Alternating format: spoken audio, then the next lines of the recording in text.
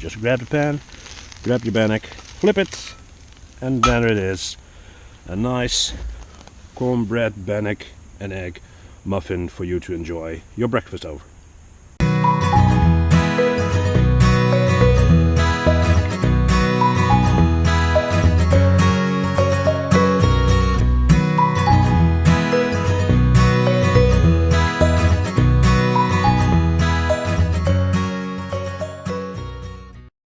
Guys, welcome back to my channel. I'm out here in the forest with my little cast iron skillet. Thought it was a nice idea to make another super easy recipe, and today it's going to be a cornbread bannock egg McMuffin. It's a really awesome recipe, just perfect for these little thick bottom pans. So let me get things set up. I'll gather some firewood, I think, and I'll get to baking. First I'll show you what I'm going to use to make the recipe, and then obviously I'm going to start baking. Alright, so first things first, we'll prepare about a cup worth of water for our mix. And one egg, take about one egg, and we'll add the cup of water to our pre-made cornbread bannock mix.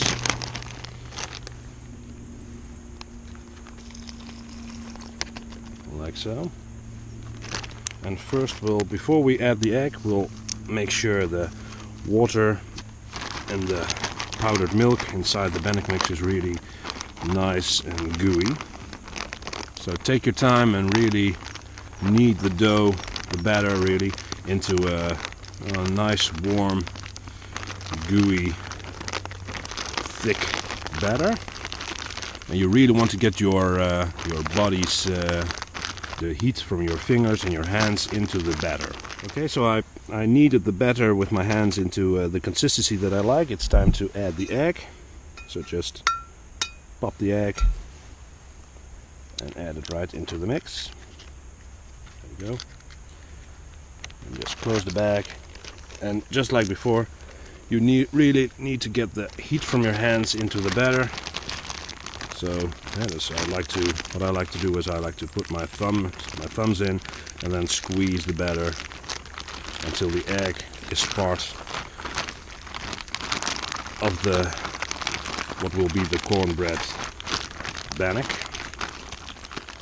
Okay, so I mixed both the egg and the water into the bannock mix, and when I feel the bag, it's nice and warm, so I've put a lot of heat from my hands into the bag and into the batter. And well, that's basically what you're looking for, a nice warm gloopy mass of cornbread bannock mix dough. So now it's time to heat up my skillet, and I'll show you guys how to make this cornbread bannock. It's a really easy recipe, just like I told you guys.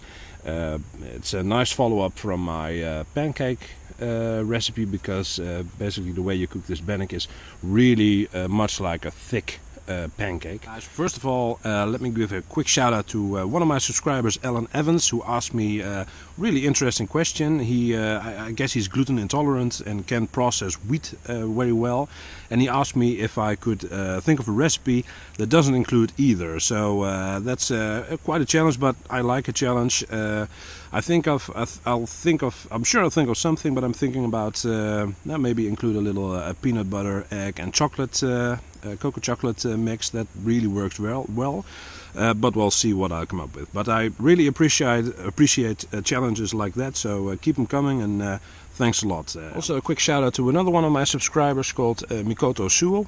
I hope I'm pronouncing it well, and he or she asked me what I use for cooking gear. Well, basically I'd like to change it up now and then and bring all sorts of different mess kits and cooking gear, but I usually take Snow Peak 900 nested inside a Solar Stove Lite. But today I brought along my hobo cooking kit, and maybe that's fun to show it. Basically it's a modified IKEA stove with a billy nested inside, and I'll definitely show you around that. So that's really nice questions, guys. I really appreciate it. I'll get around to the recipe after I show you my cooking gear. So stick around, and I'll make sure you guys are fed. Well, this is currently my favorite cooking kit. It's I think it's a kind of like a Finnish or Swedish, I really don't remember where, former army bag. I like it because when you extend the strap around it, it makes for a nice handle, because there is a small strap on the back side, and when you flip the longer strap you get a nice carrying bag. On the underside there are also straps. I like to carry a small ground cloth underneath, because I don't really know if I can sit while I'm baking. It's nice to be dry, and it's a really awesome little setup.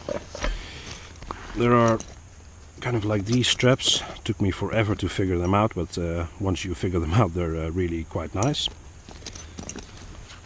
And this is what I carry. Let me undo this last strap so I can show you.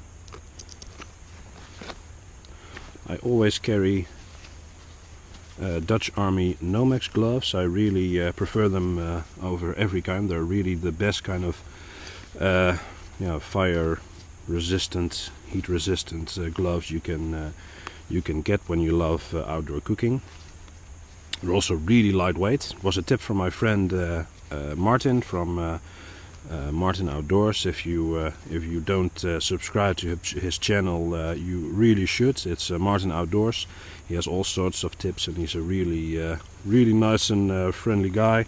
And he gave me the tip about these gloves. They're really nice, really awesome. Really prefer them over every kind. Not lastly, but I always carry a little bit of water. I really prefer the platypus style soft bottles. Really great.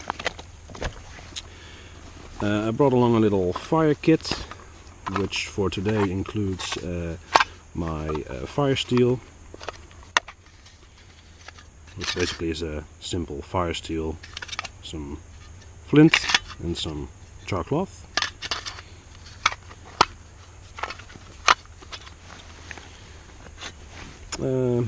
It has a little pouch for a small brewing kit, and it currently holds my spoon. This is my little cast iron skillet, which I carry in this yellow, I think it's a grocery bag or something, nylon grocery bag. It's a really nice skillet. I'll unwrap it as soon as I get to the recipe, so you guys will get a chance to see it. But that's my little skillet. I usually carry these, always really carry these small, I think they're Swedish, but I don't really remember the name. I think it's called lap mugs in Dutch. They're really nice because the plastic doesn't retain any flour or dough when you make dough inside. So it's a really nice clean bowl to use when you like to make bread.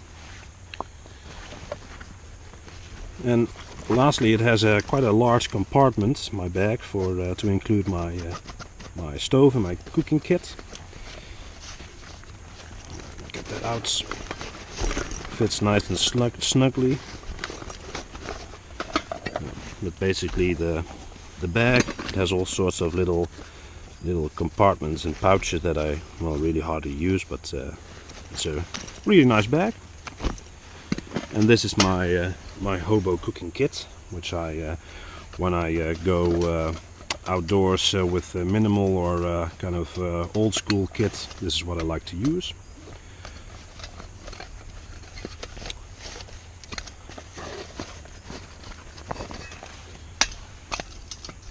This is the billy. It's really a converted, I think the IKEA name is Grundak cutlery holder with a IKEA children's set lid. Fits perfectly.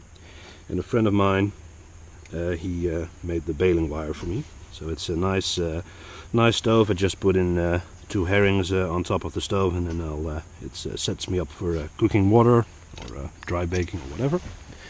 And this is my my stove, my IKEA stove. You've all seen these before, so I won't really get into it. The only modification I really made was to include some wire that makes up for a kind of a second air chamber and really burns the yeah, the wood down to coals quite well.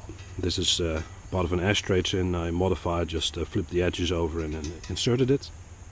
It's a really nice stove, really nice and simple, and quite lightweight. When I compare it to my favorite lightweight, ultra lightweight stove setup, the Snow Peak 900 with the Solar Stove Lite, it's really not much heavier and it burns quite well. It's also, when you're camping, it has enough circumference to really get a nice fire going. So it's really basically in every way it's superior to my solar stove. I think basically that's but it costs a fraction of the cost. I think this setup cost me around 12 euros. I think it was. Yeah. So basically that's my current cooking kit. Maybe it's a nice idea to include some more cooking kit explanations for next videos, but right now it's time to make some cornbread bannock egg McMuffins.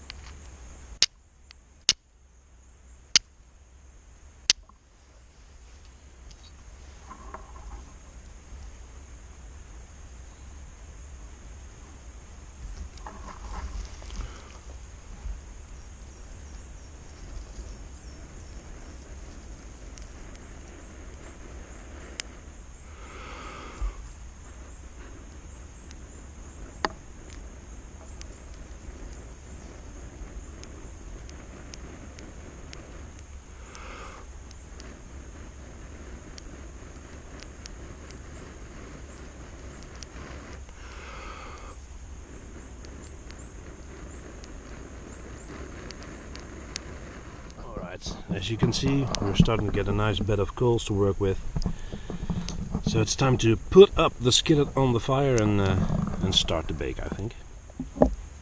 So put the skillet on the fire and add a little bit of butter to the pan. Basically the secret to good cornbread is buttering your pan and making it quite hot before you add the cornbread. So I'll let this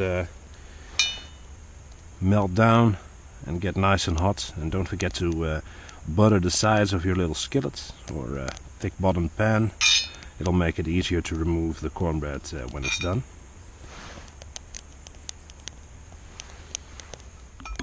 So when your butter is nice and hot, give it one last pass around the edges, and then it's time to add the cornbread bannock mix. Just open up your bag on the corner and just squeeze the bannock into the little pan. There we go. You can hear it sizzling.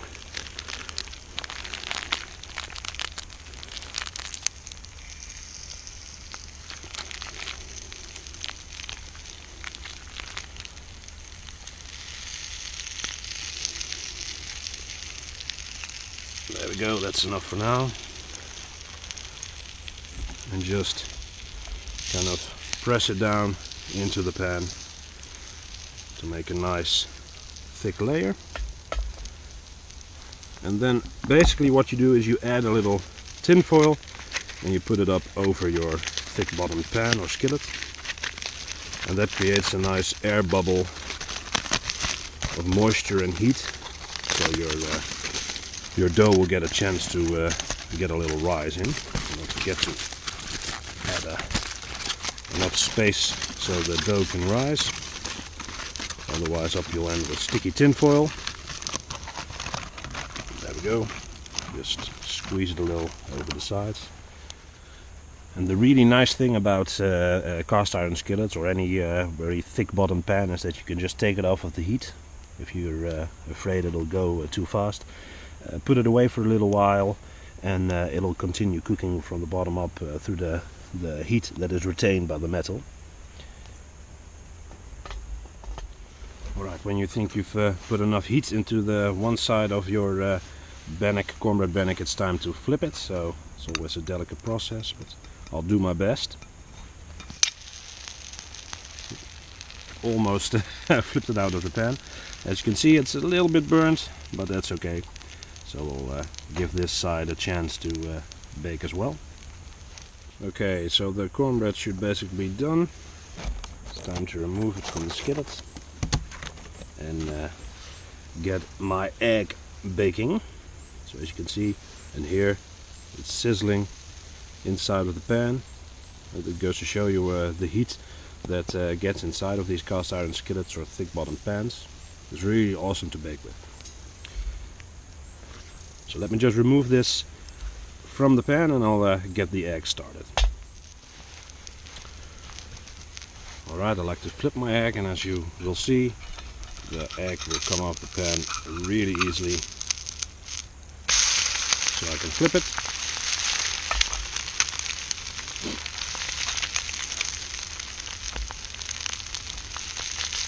The egg is cooked to your liking, which mine is fine as it is right now. You just take your bannock and just add it back into the pan. And this basically does nothing except for making a nice plate for your eggs to rest on. As the pan is nice and hot, so I'll make myself a little pan holder. Just grab the pan, grab your bannock, flip it, and there it is. A nice cornbread bannock and egg muffin for you to enjoy your breakfast over. What I like to do is just eat it right out of the pan. It makes for an excellent plate. So let's just dig into that egg and that cornbread. Well guys, I'm going to finish enjoying my nice cornbread bannock McMuffin, really. So see you guys soon, and happy baking.